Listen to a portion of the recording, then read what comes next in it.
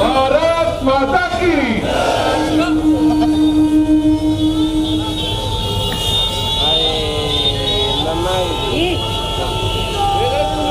ఈరోజు మన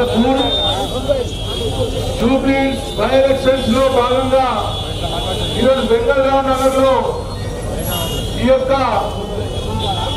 రోడ్ షోకి యువ మోర్చా వారి రోడ్ షోకి మీరందరూ కూడా పాల్గొన్నందుకు ధన్యవాదాలు తెలియజేసుకుంటూ ఇక్కడ జవహర్ నగర్ చౌరస్తాలో ఓటర్ మహాశయులందరికీ నమస్కారం తెలియజేసుకుంటూ ఈ యొక్క బై ఎలక్షన్స్ కంటే ముందు 2 సంవత్సరాల ముందు కాంగ్రెస్ ఏమేం వాగ్దానాలు చేసి ప్రభుత్వం ఏర్పడిన తర్వాత ఏం చేసిందని ఒక్కసారి ఆలోచించుకుంటే ఈ యొక్క జూబ్లీహిల్స్ కి కాంగ్రెస్ ప్రభుత్వం చేసింది 0 అని అందరికీ తెలియజేసుకుంటున్నాను.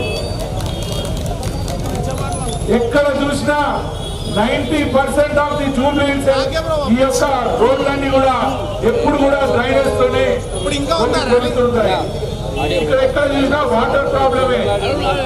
ఇక్కడైతే హై టెన్షన్ వైర్లు తీసేస్తామని చెప్పి వాగ్దానాలు చేసిరు. అంతకంటే ముందు 10 ఏళ్ళు బీఆర్ఎస్ గవర్నమెంట్ లో ఉన్నటువంటి ఎమ్మెల్యే గారు అన్ని వాగ్దానాలు చేసి ఓట్లు వేయించుకున్న తర్వాత వాళ్ళు ఎప్పుడు కూడా మన దిక్కు మళ్ళా ఎంత చూసింది లేదు. మనకు కావాల్సింది ఓన్లీ మైనార్టీ ఓట్లు. మైనార్టీ గురించి ఏమైనా చేస్తానికి వాళ్ళు రెడీ ఉన్నారు. మొన్ననే మీరు చూసింది ఆజాద్ గారికి మినిస్టర్ ఇచ్చిండ్రు. మళ్ళీ ఇక్కడ మన కాలనీలలో వాళ్ళకి కబ్రస్థాన్ ఎలా చేసింది. ఇది ఎంతవరకు కరెక్ట్ అని నేను అడుగుతున్నాను.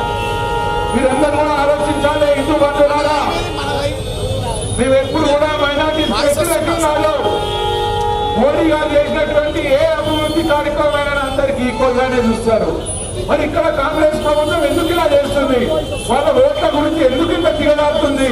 మీరు ఒక్కసారి ఆలోచించి భారతీయ జనతా పార్టీకి ఒక్కసారి ఓటేసి నాకు ఎమ్మెల్యే అనేటువంటి ఒక బలాన్ని ఇచ్చినట్టయితే మీ గురించి ఎంతటికైనా ఫైట్ చేసి మన యొక్క రైట్స్ డెవలప్మెంట్ అనేది మన యొక్క రైట్స్ ని చుట్టుపక్కల కాన్స్టిట్యున్సీస్ అన్ని కూడా డెవలప్ అయితే కానీ ఇక్కడ మాత్రం డెవలప్మెంట్ అనేది లేదు. మనం మళ్ళీ ఆలోచించుకోవాలి. మనకి ఎందుకు ఇది వస్తుంది? ఎందుకంటే ఎంఐఎం వాళ్ళు చెప్తారు ఇక్కడ డెవలప్మెంట్ చేయొద్దు, డెవలప్మెంట్ చేస్తే మళ్ళీ నా దగ్గరకు ఎవరు రారు, అందుకొరకు మీరు డెవలప్మెంట్ చేయకుండా నాకు పైసలు ఇచ్చినట్టయితే నేను మీకు ఓట్లు వేపిస్తాను, మైనార్టీ ఓట్లు అని చెప్పడం జరుగుతుంది. ఇది ఎంతవరకు కరెక్ట్ అని మీకు చెప్తున్నాను. మళ్ళీ మీకు చెప్తున్నా, మళ్ళీ ఓటర్ మహాశయులకు విజ్ఞప్తి చేస్తున్నాను. ఒక్కసారి ఆలోచించుకొని నాకు ఎమ్మెల్యే అనే ఒక బలం ఇవ్వండి.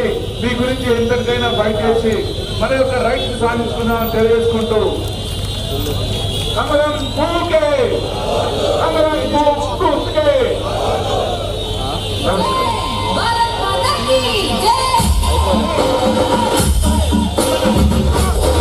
మన యొక్క మాజీ ఎమ్మెల్యే లక్ష్మయ్య గారు మాట్లాడతారు. పెద్దలు కేంద్ర మంత్రివర్యులు శ్రీ గంగాపురం కిషన్ రెడ్డి గారికి